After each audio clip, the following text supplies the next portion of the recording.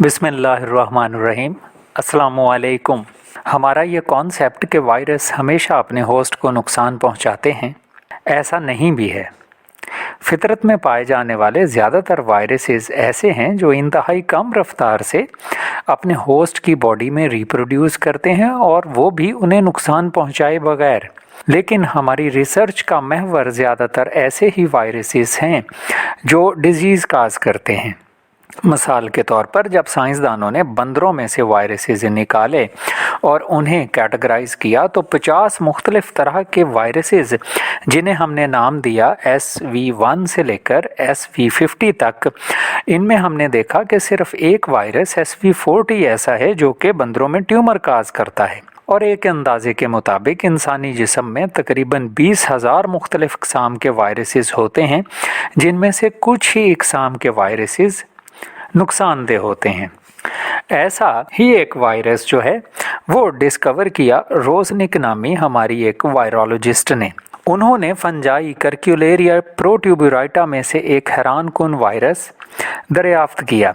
ये फंजाई एक घास पैनिक ग्रास के साथ म्यूचुअलिस्टिक एसोसिएशन में रहती है और फंजाई पौधे के अंदर रहती है कि एंडोफिटिक है ये, और दोनों इस शानदार एसोसिएशन का फ़ायदा इस तरह से उठाते हैं कि दोनों ही हीट रेजिस्टेंट हो जाते हैं।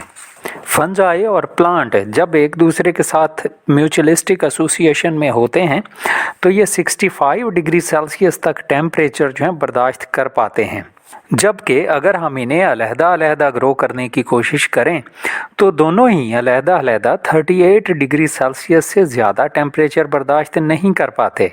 और रोज़निक ने देखा कि फंजाई के अंदर काफ़ी सारे वायरसेस जो हैं वो प्रेजेंट हैं और ये वायरसेस प्लांट और फंजाई के दरमियान में एक इंटरेक्शन कायम रखते हैं।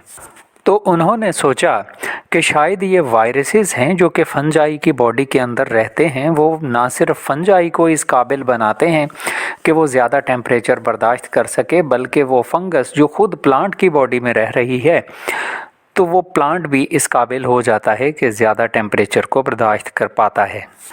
लेकिन क्या सच में ऐसा है कि वायरसेस जो हैं वो थर्मल टॉलरेंस जो हैं वो देते हैं पौधों को, या थर्मल स्टेबिलिटी प्रोवाइड करते हैं? तो इसके लिए रोज़निक ने पौधे को एक्सपोज किया कि वो ग्रो करे ऐसी फंजाई के साथ जिसमें वायरसेस नहीं थे, और पौधों के एक ग्रुप को उसने ग्रो करवाया ऐसी फंजाई के साथ जिनमें वायरसेस मौजूद थे।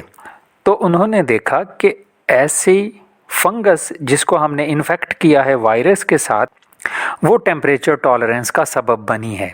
उन्होंने देखा कि वायरस इन्फेक्टेड फंगस जो है टमाटरों में भी थर्मल टॉलरेंस का सबब बनती है।